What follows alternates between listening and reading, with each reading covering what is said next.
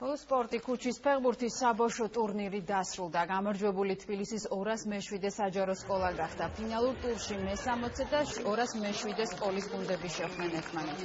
სულ თბილისის ტურში 32 გუნდმა მიიღო მონაწილეობა. პროექტის ფარგლებში წელს ტურნირი თელავში, ზუგდიდსა და თბილისში გაიმართა.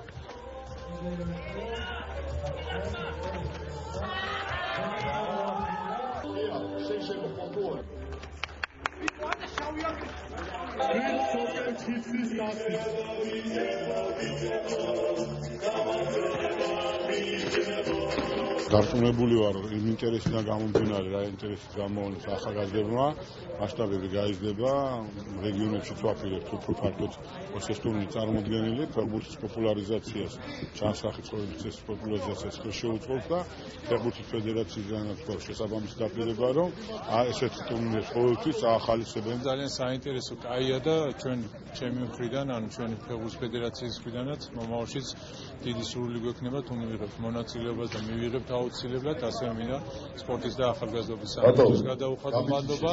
ძალიან მნიშვნელოვანია მსგავსი ღონისძიებები.